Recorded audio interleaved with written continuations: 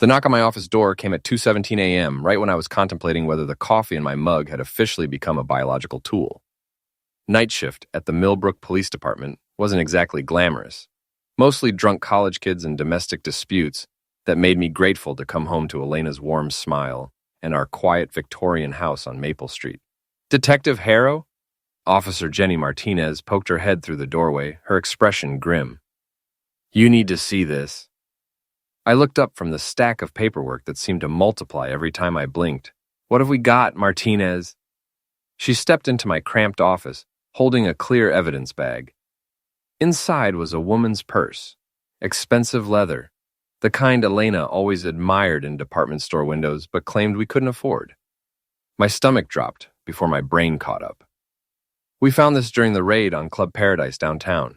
The owner's been running pills through the VIP rooms. Martinez set the bag on my desk. The woman it belongs to, she got away before we could question her. I stared at the purse, recognizing the small tear near the zipper where Elena had caught it on our car door last month. What makes you think I'd know anything about this? Martinez pulled out a driver's license, also in an evidence bag. Elena's face stared back at me.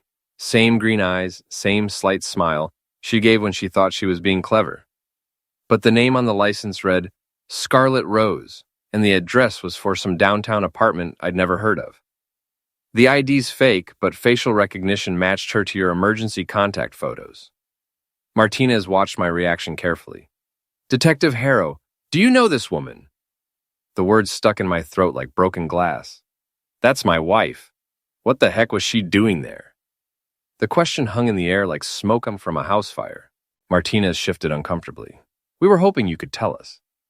The purse also contained $3,000 in cash, a burner phone, and a key to a safety deposit box. My hands trembled as I reached for the evidence bag. Elena had been acting strange lately, coming home late, taking long showers, being secretive about her phone. I'd chalked it up to stress from her part-time job at the boutique downtown. Apparently, I'd been chalking up the wrong math entirely. I need to make a phone call, I said, already dialing Elena's number. It went straight to voicemail. Her sweet voice chirped about leaving a message, but all I could think about was that fake ID and the name Scarlet Rose. Who the heck was Scarlet Rose? Martinez cleared her throat. Detective, there's something else. The club owner mentioned that Scarlet was one of their regular VIP entertainers. She's been working there for about 8 months. 8 months. Right around the time Elena started her part-time boutique job. Right around the time she began buying expensive lingerie and claiming it was from clearance sales. Right around the time our marriage started feeling like a performance where I was the only one who didn't know the script. I stood up so fast my chair rolled backward and hit the wall. I need to go home. Detective Harrow, you should know, we're going to need to interview your wife as part of the investigation. The club was moving serious weight, and anyone with regular access, she's not involved in pills, I snapped. Though even as I said it, doubt crept in like water through a cracked foundation. Martinez nodded diplomatically. I'm sure you're right, but we still need to talk to her. The drive home took 12 minutes, but it felt like 12 hours. Every red light gave me more time to think, and thinking was the last thing I wanted to do. Our house looked exactly the same. White Victorian with blue shutters, Elena's flower boxes still hanging from the front windows, my police cruiser's usual spot in the driveway. But everything felt different, like I was looking at a movie set of my own life. Elena's car was in the garage. The house was dark, except for the porch light she always left on for me. I sat in my car for a full minute, staring at our bedroom window and wondering what version of my wife I'd find inside. The front door was unlocked, which wasn't unusual. Elena always said Millbrook was safe enough, and having a cop for a husband made her feel secure. I climbed the stairs slowly, each creak of the old wood sounding like a crack of thunder in the silence. She was in bed, apparently asleep, her dark hair spread across the pillow like it had been 1,000 nights before. In the dim light from the hallway, she looked like the woman I'd married 5 years ago, the woman who'd laughed at my terrible jokes and made me believe I was worth something. Elena. She stirred, then sat up, rubbing her eyes. Nick, you're home early. Is everything okay? Her voice was perfect, sleepy, concerned, loving. If I hadn't seen that driver's license with my own eyes, I might have convinced myself this was all some terrible mistake. Where were you tonight? Here, I went to bed around 10. She reached for the bedside lamp and I caught a whiff of her perfume. Not the light floral scent she usually wore, but something heavier, muskier. Something a woman named Scarlet Rose might wear. Elena, I need you to tell me the truth. Have you ever been to Club Paradise? The pause was barely a heartbeat, but I'd been a cop long enough to know that guilty people always paused. Always. Club Paradise? That sounds like a shady nightclub or something. Nick, what's this about? She was good. Her voice carried just the right note of confusion and mild offense. But her eyes were calculating, already 3 steps ahead, figuring out what I knew and what I didn't. I pulled out my phone and showed her the photo Martinez had sent me. This is your purse. We found it during a pills raid tonight. Elena stared at the screen, and I watched her face cycle through emotions like a slot machine. Surprise, confusion, fear, and finally, resignation. I can explain. I'm listening. She pulled the covers up to her chest, suddenly modest. I've been working there, but not what you think. I'm just a hostess, Nick. I serve drinks, talk to customers, that's it. Under the name Scarlet Rose. Another pause. The manager said I needed a stage name. It's just for tips, Nick. The boutique wasn't paying enough, and we needed the money for $3,000 in cash, Elena. That's what was in your purse. How much do hostesses make at Club Paradise? She looked away. It's complicated, then uncomplicated. But instead of explaining, Elena threw back the covers and stood up. She was wearing a black silk nightgown I'd never seen before. Expensive. The kind of thing that costs more than my weekly paycheck. I need some air, she said, grabbing her robe. Elena, we're not done talking. Yes, we are. She headed for the door, then stopped and turned back. Nick, I love you. Whatever you think you know, remember that I love you. And then she was gone. Her footsteps quick on the stairs, the front door closing with a soft click that sounded like the end of everything I'd thought I knew about my life. I sat on the edge of our bed, staring at the indent her body had left in the mattress, and tried to figure out when my wife had become a stranger. The next morning brought rain and a hangover I'd earned the hard way, sitting at the kitchen table until dawn with a bottle of whiskey and a head full of questions that had no good answers. Elena hadn't come home. Her car was gone, along with the suitcase she kept in the hall closet and most of her clothes from the dresser we'd shared for 5 years. I called in sick to work, first time in 3 years, and spent the morning going through Elena's things like a detective investigating a crime scene, which I supposed I was. Hidden behind her jewelry box, I found a second cell phone, cheap, prepaid, the kind people bought when they didn't want their calls traced. The recent call log read like a soap opera script, dozens of calls to numbers I didn't recognize, all at times when Elena had supposedly been at the boutique or visiting her sister. One name appeared more than the others. Jace. I knew a Jace. Jace Miller, 28 years old, bouncer at various downtown clubs, wannabe MMA fighter with more mouth than skill. We'd arrested him twice for bar fights, and he'd made it clear he didn't think much of cops in general, or me in particular. The last text message in Elena's phone was from 3 days ago. Tell your cop husband I said hi. Can't wait to see you tonight. Jay. My hands were shaking as I scrolled through more messages. Photos Elena had sent. Nothing explicit but personal enough to make it clear she wasn't just serving drinks at Club Paradise. Messages about meeting times, about keeping secrets, about how Nick doesn't have to know everything. The front door slammed, and Elena's voice called out, Nick, are you home? I slipped the phone into my pocket and walked to the living room. Elena stood in the doorway, still wearing yesterday's clothes, her makeup smudged and her hair disheveled. She looked like she'd spent the night somewhere she shouldn't have been. We need to talk, she said. Now you want to talk? She sat down on the couch, the same couch where we'd watched movies and made plans for the future, back when I thought we had one. I know how this looks, but it's not what you think. Then tell me what it is. Elena took a deep breath. I've been dancing at Club Paradise. Not that kind of dancing, she added quickly. Just dancing. Private dances for VIP customers. The money is good, Nick. Really good. How good? Good enough to pay off your student loans. Good enough to finally take that vacation to Ireland you've been talking about since we got married. She was right about the money problems.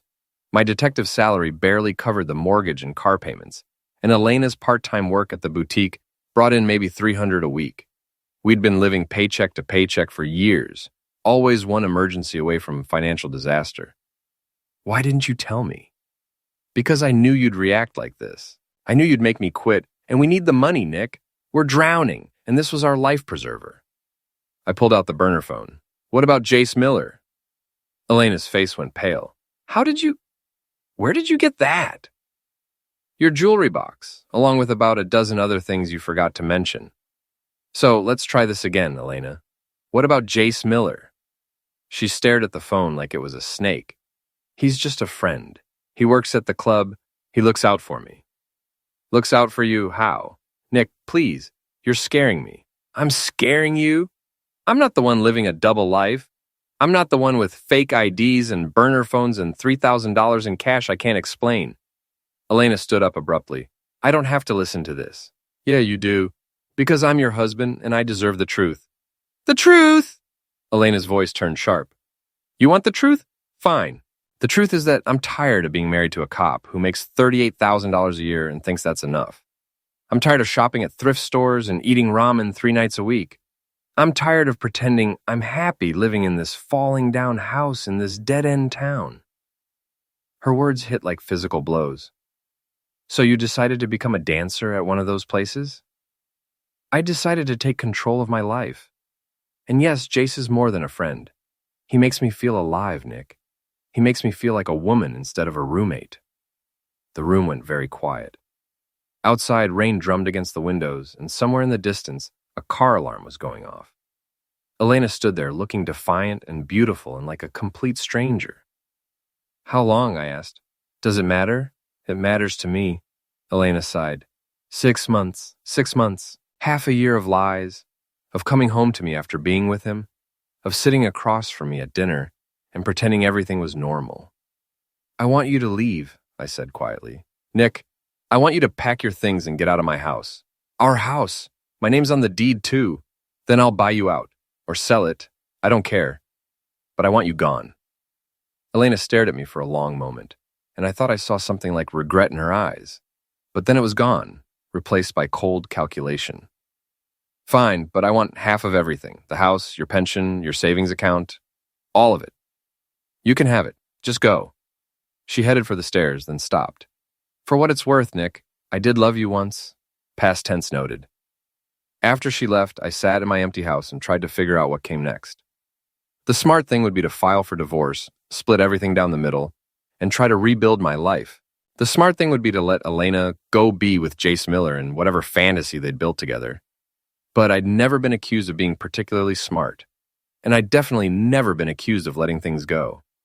I picked up Elena's burner phone and started scrolling through the messages again. This time I was looking for something specific.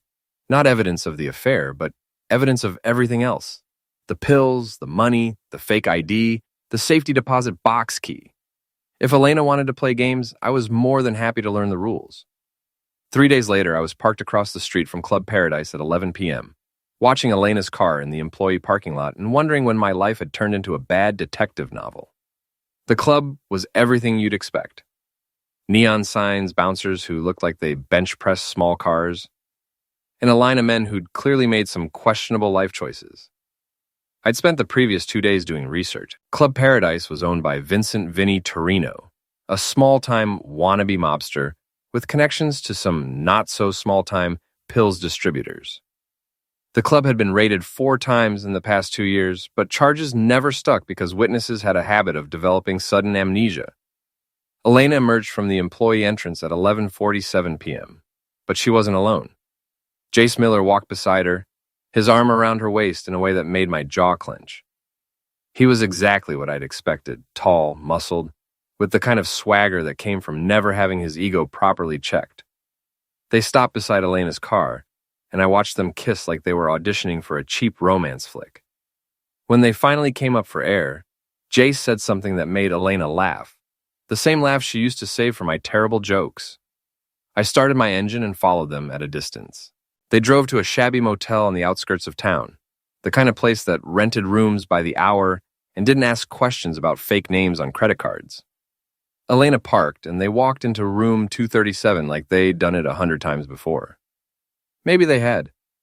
I sat in my car for 2 hours, watching that motel room window and thinking about 5 years of marriage, about the promises we'd made, about the future we'd planned that apparently only existed in my imagination.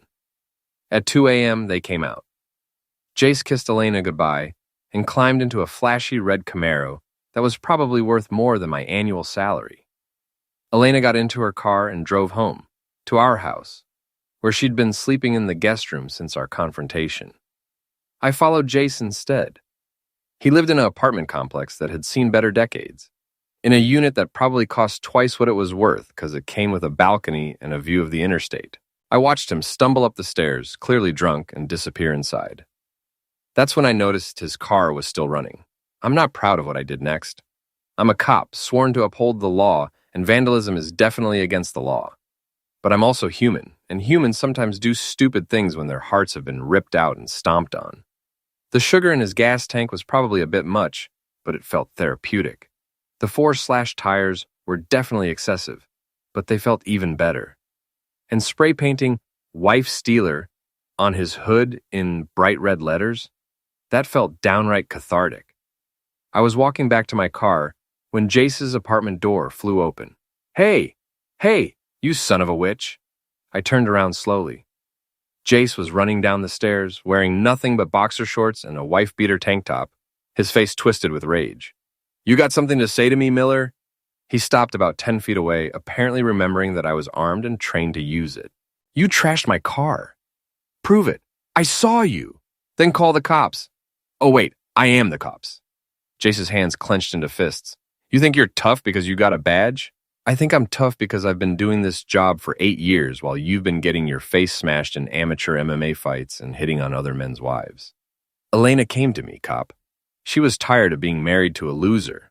The words were designed to hurt, and they did their job. But I'd been hurt enough in the past week that I was building up immunity. Funny thing about Elena, I said, pulling out her burner phone. She keeps records of everything, text messages, photos, voicemails. Very thorough woman, my wife. Jace's expression changed. What are you talking about? I'm talking about the $3,000 in cash she was carrying when the club got raided. I'm talking about the safety deposit box key. I'm talking about whatever business you and Elena have been running that pays better than serving drinks. You don't know crap. Maybe not, but I know people who'd be very interested in finding out. DEA types, FBI types, the kind of people who don't much care about the difference between small-time dealers and their girlfriends. Jace took a step backward. Elena's not involved in anything like that. Then she won't mind answering some questions. I turned to leave, but Jace grabbed my arm. Big mistake. I spun around and caught him with an elbow to the solar plexus that dropped him to his knees, gasping for air. When he looked up, I was standing over him with my service tool drawn. Don't ever put your hands on me again, I said quietly. And don't ever mention my wife's name in my presence. We clear? Jace nodded, still wheezing. Good talk. I holstered my tool and walked back to my car, leaving Jace kneeling in the parking lot next to his vandalized Camaro. It wasn't my finest moment as a law enforcement officer, but it felt like progress. The drive home took 15 minutes, and I spent every one of them wondering what the heck I was doing. Elena had made her choice, and it wasn't me. The smart thing, the mature thing, would be to let her go and try to move on with what was left of my life. But as I pulled into my driveway and saw Elena's car in the garage, I realized I wasn't feeling particularly smart or mature. I was feeling angry, betrayed, and ready to burn down everything that reminded me of the fool I'd been for the past 5 years. Elena was waiting for me in the kitchen, sitting at the table with a cup of coffee and an expression I couldn't read. We need to talk, she said. I'm listening. Jace called. He said you threatened him. Jace talks too much. Elena set down her coffee cup. Nick, this has to stop. I know you're hurt, and I'm sorry for that. But what we had is over. You need to accept that and move on. What we had, I repeated. You mean our marriage? I mean the pretense. We've been pretending for years, Nick. Pretending we were happy. Pretending we had a future together. Pretending that love was enough to pay the bills and fix everything that was wrong between us. I wasn't pretending. Then you're a better actor than I thought. Elena stood up and walked to the window, looking out at the backyard where we'd talked about planting a garden and maybe getting a dog someday. I want a divorce, she said without turning around. I figured, I want half the house, half your pension, and half of everything else. Also figured. She turned around then, and I saw something in her face that might have been regret. It doesn't have to be ugly, Nick. We can do this quietly, civilly. No lawyers, no fighting, no drama. What about Jace? What about him? He part of your quiet, civil future? Elena hesitated. Maybe, I don't know yet. What about the money, Elena? The cash, the safety deposit box, whatever business you've been running with your boyfriend? I don't know what you're talking about. Right, of course you don't. I stood up and headed for the door, then stopped. Elena, that quiet civil divorce you want? Not gonna happen. You want to play games? We'll play games. But don't expect me to make it easy for you. Nick, I'm done talking. You made your choice. Now live with it. I walked out of the kitchen, out of the house, and into the rain that had been falling for 3 days straight. Behind me, I could hear Elena calling my name, but I didn't turn around. The game was just getting started. 2 weeks later, I was sitting in my office at the police station, staring at a stack of evidence that would have made any prosecutor smile. Elena might have been good at lying to her husband, but she'd been sloppy about covering her tracks with everyone else. The safety deposit box had been the key, literally and figuratively. Elena had rented it under her real name, which was either arrogant or stupid. Inside, I'd found $27,000 in cash, photographs of pills transactions, and a ledger that detailed payments to various Club Paradise employees over the past 8 months. Elena wasn't just dancing for tips. She was running the books for Vinnie Torino's pills operation, skimming money off the top, and keeping records of everything in case she needed leverage later. My wife, it turned out, was smarter and more dangerous than I'd given her credit for. Knock, knock. Pete Dugan stuck his head through my office door. Pete was 62 years old, had been a cop for 40 years, and had seen every kind of human stupidity imaginable. He was also the closest thing to a father figure I'd had since my own dad died 10 years ago. What's up, Pete? Your wife's here. Says she needs to talk to you about something urgent. I looked at my watch. 3:15 p.m., middle of my shift, middle of the week. Elena showing up at the police station was either desperation or strategy, and I wasn't sure which worried me more. Send her in. Elena walked into my office wearing a blue dress I'd bought her for our anniversary 2 years ago, back when anniversaries meant something. She looked nervous, which was unusual for her, and tired, which wasn't. Nick, I need your help. That's a first. I'm serious. Someone's been following me, watching the house. I think I'm in trouble. I leaned back in my chair and studied her face. Elena was many things, but she wasn't a coward. If she was scared, there was a good reason. What kind of trouble? The kind that involves people who don't like it when money goes missing. There it was, the admission I'd been waiting for. How much money, Elena? Enough. How much? She sat down across from my desk, in the chair where I'd questioned dozens of suspects over the years. $50,000, I whistled low. That's a lot of tip money. Don't be cute, Nick. This is serious. I'm being serious. $50,000 is serious money, the kind that gets people ended. What did you do with it? Elena looked away. Some of it's in the safety deposit box. The rest, I spent it. On what? Things, clothes, jewelry, the car payments, living expenses. Jace's living expenses? Some of them. I opened my desk drawer and pulled out the ledger I'd found in Elena's safety deposit box. According to this, you've been skimming money from Vinnie Torino for 8 months. That's not living expenses, Elena.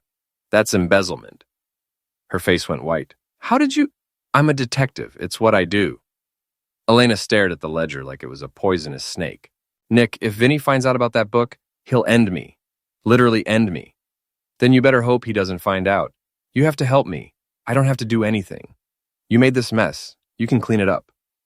Elena leaned forward, and I caught a whiff of her perfume. Not the heavy, musky scent she'd been wearing lately, but the light floral one I remembered from better times. Please, Nick, I know I hurt you. I know I screwed up everything between us, but I'm still your wife. That has to count for something. You stopped being my wife the first time you slept with Jace Miller. That's not fair. Fair? I laughed, and it sounded bitter even to me. You want to talk about fair? Fair would have been telling me you were unhappy instead of sneaking around behind my back. Fair would have been asking for a divorce instead of stealing money from pills dealers. Fair would have been a lot of things, Elena, but none of them happened. She was crying now, which should have made me feel something. A month ago, it would have made me want to comfort her, to fix whatever was wrong. Now it just made me tired. What do you want from me? I asked. Protection. Help me disappear until this blows over. And Jace? He disappearing too? Elena wiped her eyes. Jace doesn't know about the money. Bees. It's true, I kept the books, I skimmed the cash, I hid it from everyone. Jace thinks I'm just a dancer. Your boyfriend's not as smart as he thinks he is. He's not my boyfriend anymore. That stopped me. What? We broke up 3 days ago. He found out about the investigation, about the raid, about you knowing everything. He said I was too much trouble. Elena looked small sitting in that chair, smaller than I'd ever seen her. For a moment, I almost felt sorry for her. Almost. So now you come running back to me. I don't have anywhere else to go. Sure you do. You could go to the FBI, turn state's evidence, testify against Vinny Torino and his whole operation. They'd put you in witness protection, give you a new name, a new life somewhere far away from here. I can't do that. Why not? Because there are other people involved. People who trusted me, who don't deserve to go to prison because I made stupid choices. Like who? Elena shook her head. I can't tell you that. I stood up and walked to the window, looking out at the parking lot where Elena's car sat next to my police cruiser. For 5 years, we'd driven to work separately, come home to the same house, shared the same bed, and planned the same future. Now we were strangers having a conversation about witness protection and embezzled money. I'll make you a deal, I said without turning around. What kind of deal? You give me everything. The names, the amounts, the locations, everyone involved in Vinny's operation. You testify when the time comes and you don't hold anything back. And in return, I'll make sure you're protected during the investigation. I'll make sure the divorce is fair and quiet. And I'll make sure Jace Miller gets exactly what he deserves. Elena was quiet for a long time. When I turned around, she was staring at her hands. What does Jace deserve? She asked finally. That depends on how much he knew and when he knew it. He didn't know anything, Nick, I swear. Then he deserves to have his heart broken the way mine was. He deserves to find out that the woman he thought he loved was using him. He deserves to learn what it feels like to be played for a fool. Elena looked up at me, and for a moment I saw the woman I'd married, vulnerable, scared, but still trying to protect the people she cared about. Okay, she said quietly. I'll tell you everything. Good, but not here and not now. Tonight at the house, 8 o'clock. Come alone and bring in everything, documents, records, phone numbers, addresses, everything. Elena nodded and stood up. Nick, thank you. Don't thank me yet. You might not like how this ends. After she left, I sat in my office and stared at that ledger, thinking about justice and revenge and the thin line between the two.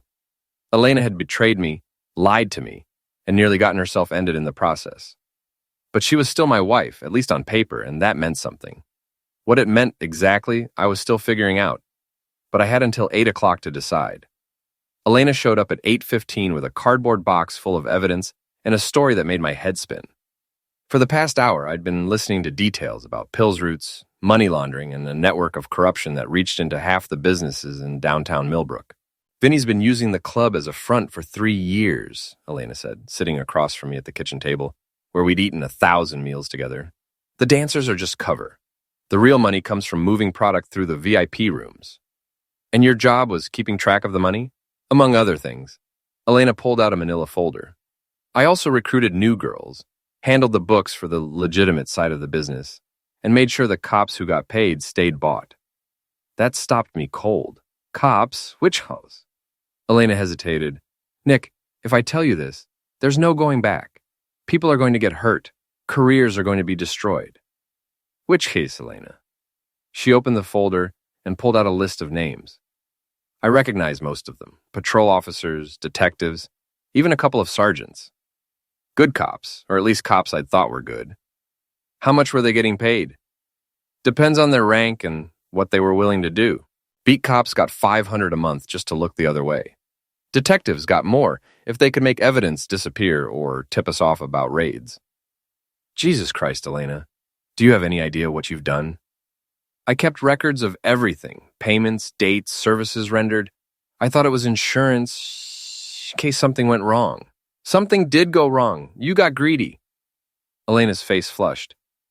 I got tired of watching everyone else get rich while I did all the work. Vinny was pulling in $50,000 a week. The cops were getting their cut. Even the janitor was making more money than me. So you decided to help yourself. I decided to take what I'd earned. I leaned back in my chair and tried to process what Elena was telling me. My wife hadn't just been cheating on me. She'd been running a criminal enterprise that involved half the police force and enough pills to supply a small city. What about Jace? You're sure he didn't know? Jace thought I was just a dancer who made good tips. He's not smart enough to be involved in anything this complicated. But he knew about the money. He knew I had money. He didn't ask where it came from. Convenient. Elena stood up and walked to the refrigerator, pulling out a bottle of water like this was a normal conversation between a normal married couple. Nick, I need to know what you're planning to do with this information. I'm planning to turn it over to the FBI and let them sort it out. And me, you're going to testify. You're going to tell them everything you told me, and you're going to help them build cases against everyone involved, including the cops, especially the cops. Elena sat back down, and I could see her mind working, calculating odds and outcomes. What about witness protection? That'll be up to the feds. But if you cooperate fully, they'll probably offer it. And the divorce? What about it? Will you contest it? I looked at Elena, really looked at her, for the first time in weeks. She was still beautiful, still the woman I'd fallen in love with 6 years ago. But she was also a stranger. Someone who'd been living a completely different life while sharing my bed and eating my food and pretending to care about my day at work. No, I said finally, I won't contest it. You can have half the house, half my pension, half of everything. But I want one thing in return. What? I want Jace Miller to know exactly who you are and what you've done. I want him to know that the woman he thought he loved is a criminal who's about to disappear into witness protection. I want him to know that everything between you was built on lies. Elena stared at me. Why? Because he needs to know what it feels like to be married to someone who doesn't exist. That's cruel, Nick. Not as cruel as what you did to me. Elena was quiet for a long time, staring at the evidence spread across our kitchen table. Finally, she nodded. Okay, but I want to be the one to tell him. Fine, but I wanted to watch. 2 hours later, we were sitting in my car outside Jace Miller's apartment complex, waiting for him to come home from whatever bar he was drinking away his sorrows in. Elena had called him, said she needed to see him, said it was important. There, Elena said, pointing to the red Camaro, pulling into the parking lot. The car looked different. New tires, fresh paint job, no more wife-stealer graffiti. Jace had apparently decided to invest in automotive rehabilitation. We got out of my car and walked toward the stairs. Jace saw us coming and stopped, his face cycling through confusion, anger, and finally resignation. What's this about? He asked, looking from Elena to me and back again. We need to talk, Elena said. All three of us? All three of us. Jace led us up to his apartment, which was exactly what I'd expected. Leather furniture, big screen TV, empty beer bottles, and the lingering smell of marijuana. He offered us drinks, which we declined, then sat down across from us like he was about to be interrogated. Which, in a way, he was. Jace, Elena began, there are some things about me you don't know. Like what? Like the fact that I've been running pills and money for Vinny Torino for the past 3 years. Jace stared at her. What are you talking about? I'm talking about $50,000 in cash, detailed records of every transaction and enough evidence to put half the police force in prison. Elena, you're scaring me. I should scare you. Because tomorrow morning, I'm turning all of that evidence over to the FBI, and then I'm going into witness protection. The color drained from Jace's face. You're serious. Dead serious. But we were going to move in together. We were going to get married after your divorce. Elena looked at me, then back at Jace. We were never going to get married, Jace. You were just convenient. Convenient. Someone to pass the time with while I figured out my exit strategy. Jace stood up so fast he knocked over his beer bottle. You used me. Yes. Everything between us was fake. Not everything. The love was real. You're very good at that. I almost felt sorry for the guy. Almost. Elena, Jace said, his voice breaking. I love you. I know. That's what made it so easy. Jace looked at me. Did you know about this? I found out the same way you did. Elena's very good at keeping secrets. So what happens now? Elena stood up. Now I disappear, you forget you ever knew me, and you try to build a life that doesn't involve sleeping with other men's wives. And if I don't want to forget, then you'll spend the rest of your life missing someone who never existed. We left Jace sitting in his apartment, staring at the wall, and probably wondering when his life had turned into a country music song. In the parking lot, Elena stopped beside her car. That was harder than I thought it would be, she said. Good. Nick, for what it's worth, I really did love you. Maybe not the way you deserved, but I did love you. Past tense noted. Elena smiled sadly. You always were good with words. Elena? Yeah? Don't contact me after this. Don't call, don't write, don't send Christmas cards from whatever new life the feds give you. We're done. I understand. She got in her car and drove away, and I stood in that parking lot watching her taillights disappear around the corner. Somewhere upstairs, Jace Miller was probably drinking himself into oblivion and trying to figure out how he'd been played by a woman who was smarter, tougher, and more dangerous than both of us combined. 6 months later, the FBI raids began. Vinny Torino got 25 years for pills trafficking and racketeering. 12 police officers were arrested, including 2 from my own precinct. Club Paradise was shut down permanently, and the building was turned into a community center. Elena testified for 3 weeks, then disappeared into witness protection. I never found out where they sent her or what name they gave her. I never wanted to know. Jace Miller left town 2 weeks after the raids began. Someone said he moved to Florida. Someone else said California. I didn't much care where he went, as long as it was far away from me. I kept the house, kept my job, and kept my mouth shut about the parts of Elena's story that didn't make it into her FBI testimony. Some secrets are worth keeping, even when they belong to people who don't deserve them. The divorce was finalized on a Tuesday morning in October. I signed the papers in my lawyer's office, walked outside into the crisp fall air, and realized I felt lighter than I had in years. That evening, I was sitting on my front porch with a beer and the newspaper when a car pulled into my driveway. Maya Ortiz got out, carrying a bottle of wine and wearing a smile that reminded me there were still good people in the world. "Thought you might want some company," she said. "I might." "Good, because I brought dinner, too." We ate Chinese takeout on my kitchen table and talked about everything except Elena, Jace, and the past year of my life. When Maya left at midnight, she kissed me goodnight. Nothing dramatic, just a soft, sweet kiss that tasted like possibility. I stood in my doorway and watched her drive away, thinking about second chances and new beginnings and the difference between justice and revenge. Sometimes the best revenge is just moving on. Sometimes it's letting the people who hurt you destroy themselves while you build something better. And sometimes it's realizing that the life you thought you wanted was never really yours to begin with. I locked the door, turned off the lights, and went upstairs to bed.